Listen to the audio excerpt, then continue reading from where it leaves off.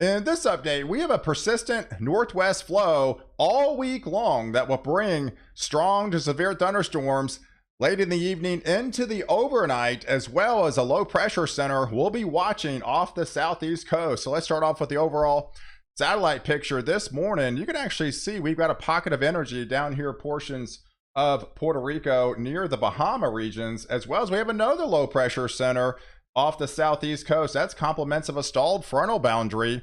Then we also have another pocket of energy just east of the Rockies down here in the Texas Panhandle, and then another pocket of energy up here across portions of Idaho. And this system is really so strong, it will drag down the northwest flow and create multiple daily storm chances essentially east of the Rockies.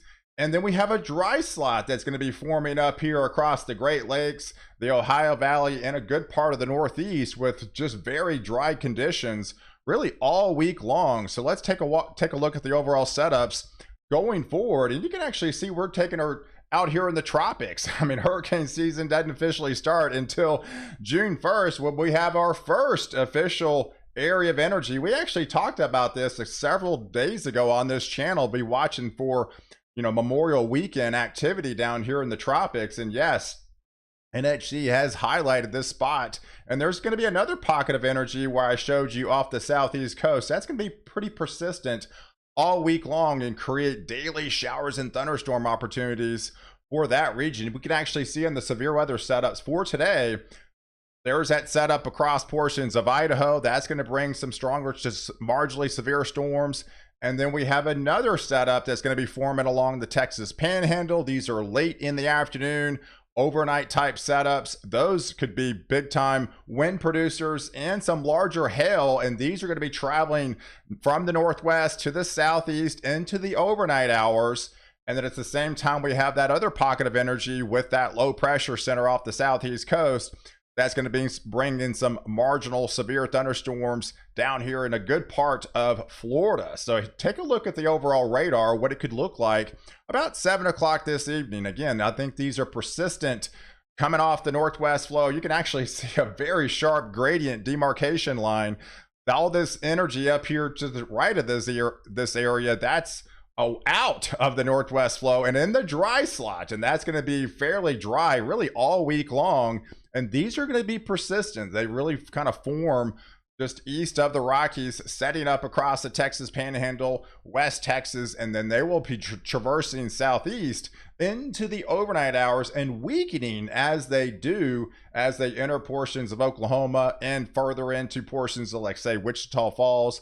And then there's that instability down here in portions of Florida, with that low pressure center draped across a good part of Alabama back here into Georgia with some marginally induced thunderstorms. And then the same setup really takes hold going into Tuesday. So this is really going to be persistent kind of all week long. More opportunities, more storm chances are going to blow up east of the Rockies, down here in the Texas Panhandle. This has a little bit more instability, more unsettled weather with it. So I think these actually hold together a little bit longer into the overnight time frame as they enter further into northwestern portions of, say, the Dallas-Fort Worth area. And I think they actually do make it into the Dallas-Fort Worth area into the morning hours on Wednesday. But we have Father's Day coming up, and Father's Day, this would be a phenomenal gift for Father's Day. It's the Tempest Weatherflow weather station. It's the best weather station on the market. The cool thing about it is it's a complete 5-in-1 system. It's all solar, and it literally takes 10 minutes to install. You got a convenient app. It tracks history from all the way from the beginning. So if you're a weather nerd out there, this is the coolest gadget on the market. So I've actually had one for 3 years, and I love this thing. So my whole family has the app on their phone, actually, so they can stay well ahead of the storm. And I do have a discount code. It brings 10% off at checkout and free shipping. So there it is, and I'll actually have it in the description below, so you can easily click on it and possibly order one for yourself. So let's take a look at the setup going forward. Like I mentioned, we've just got these areas of low pressure down here off the southeast coast. This is where the NHC has highlighted that 10% probability of maybe trying to form something tropical. And then we have that other low pressure draped across that stalled frontal boundary. That's really kind of not going to go anywhere because you have that blocking mechanism further north with that ridge building over the top, sinking air, very difficult to, rain out of that type of atmosphere. And then we just have that persistent northwest flow that we're going to be seeing kind of really all week long coming off the Rockies and diving into Texas, would bring in some strong to severe thunderstorms. Man, it's all complements of this very active subtropical jet stream. We've been talking about it, and this is the latest update from the Southern Oscillation Index. And this, man, these daily drops, I mean, this El Nino is really coming on strong. I put out a more detailed version on it yesterday, on yesterday's update, but yeah, a daily drop of a minus 43. That's significant, folks. I mean, we're seeing a drastic change with these elevations and sea surface temperature anomalies out there in the equatorial Pacific. That just makes the southern oscillation, southern jet stream continuing to be well active in that region. And that's going to add the tropical juice feeding into this storm activity really kind of going forward. So, and there's the setup. Here's the jet stream. This is the jet stream. You got it well to the north. The polar jet is up there in Canada, right? I mean, that's why these systems, you got the ridge over the top, sinking air, dry air in those areas. There you have that instability that's coming in from into Idaho.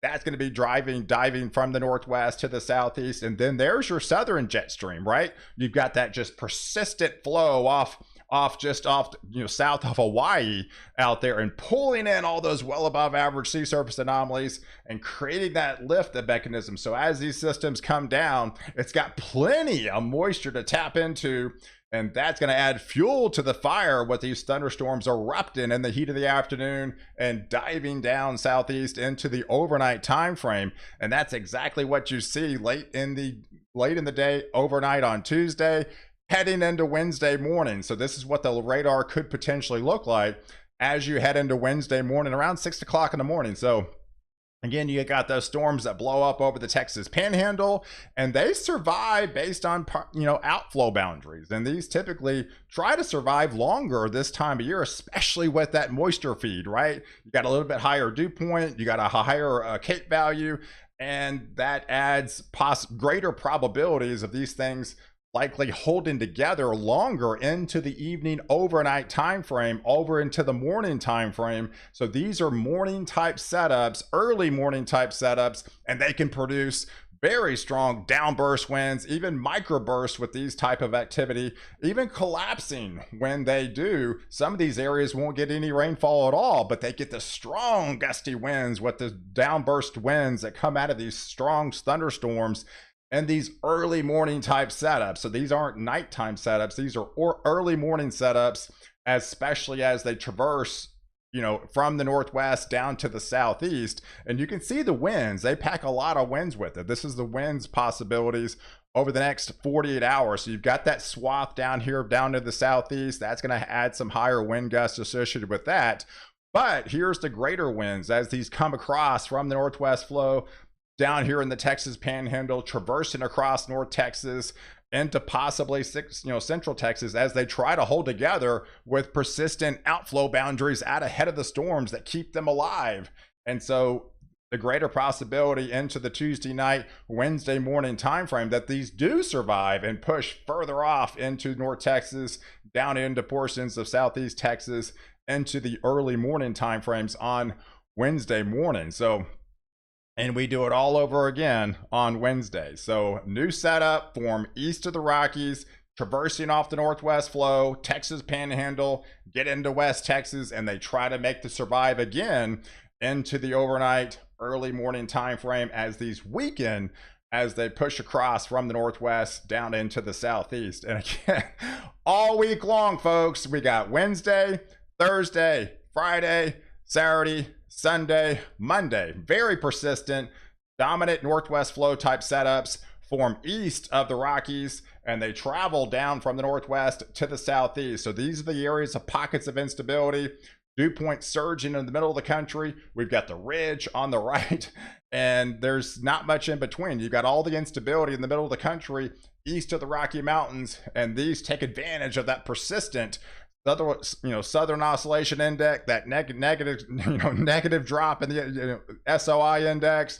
You've got the active subtropical jet stream, right? This is just creates the moisture feed that just feeds and fuels the fire into these thunderstorms and into the heat of the afternoon, and then they traverse from the northwest to the southeast. And these are in areas that are in drought, right? So this is going to be slowly eating away time out here in West Texas, the Texas Panhandle, Western Oklahoma. These are actually drought busters in these areas. They will be slowly eating away this severe and exceptional drought in a lot of these areas. So I do expect this to slowly start to dwindle over the coming weeks and month with this persistent flow that's just now starting. I think this continues for an extended period of time because I don't see anything stopping this type of setup really kind of going forward as the El Nino is really starting to come on strong now, adding more fuel to the fire. So here's the setup going forward just for the next 4 days where the rain opportunities can be. So you notice that dry slot up here with that dominant ridge of high pressure, very sinking air, and then underneath that there's the low pressure center that's kind of hanging out off the southeast coast. That's going to try to drift inland, fighting the ridge every step of the way.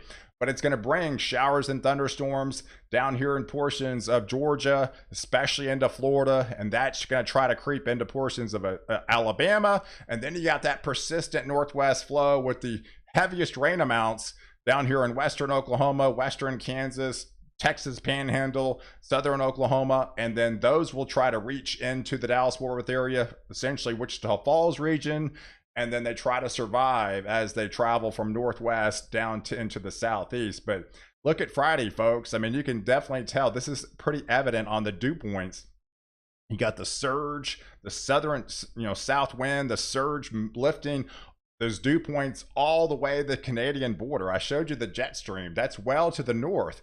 You've got a little bit of a dip with the ridge, right? You got all the dry slot. It's very difficult to rain and a dew point in the 30s, next to impossible. So right, that puts this whole area really just kind of high and dry, and has the moisture feed further south, especially into Florida, into southern portions of Georgia, into Alabama, but especially there in Texas, Oklahoma, Kansas, about here in western portions of Nebraska. This is a sharp gradient right east of the Rockies here. And like I mentioned, going into the weekend, we're going to have to watch for maybe increased severe weather opportunities. These are systems that we just have to watch that all the dynamics start to come together. But we know we have an active southwesterly flow, right? That's going to be adding fuel to these little short waves that come across. So we know these areas that we have to watch for, and this could be bigger than what it looks like right now. So all the dynamics start to come together, but definitely look for possible severe weather chances. And this is Memorial Weekend coming up, so this is definitely an area of concern that a lot of people have outdoor plans, and families coming over, and sometimes you're kind of heading to the beach too. So if you're heading off into the southeast coast, you got to be concerned about this low pressure center, because they ain't going anywhere anytime soon, and that's going to just rain on a daily basis and bring stronger wind gusts, especially further into the coast, into the Florida region. And you can see going into Saturday, right, you have this persistent same type setup up here into the Ohio Valley, Mid-Atlantic states, where you just have that low pressure center that's further south where that pulls in, and then there's the persistent flow across portions of West Texas, western Oklahoma, east of the Rockies. Again, the same types general setup on Saturday, and we'll have to watch for severe storms again in these regions. Same thing on Sunday, right? Doesn't really go anywhere. It's just kind of locked into the same areas of instability, and the same thing on Monday. So your weekend forecast that's coming up for Memorial Weekend, same areas that have to be concerned with daily strong to severe thunderstorms that blow up along this line. and then travel from the northwest down into the southeast. And with that added cloud cover, high clouds, added shower opportunities, that's going to keep these areas below average. So it's actually going to feel fairly nice where they're underneath that ridge. That's where the sinking air comes into play. So that's where all the further to the north, where the jet stream lifting well into Canada, that's going to be able to sneak the ridge underneath. So it's been hot up there in the Pacific Northwest. That's going to start filtering up there into our north central states, then that back into the Dakotas, and that will try to swing into good part of Wisconsin, getting into Illinois as we get closer to the end of the month. So, but there's the setup. There's the breakdown on the rain opportunities for the next 7 days, folks. It's all about the low pressure center off the southeast coast. Where that goes inland, that's where we're going to be increasing shower opportunities and storm chances, and then it's going to be fighting that dominant ridge every step of the way, because you got a lot of sinking air underneath this high pressure.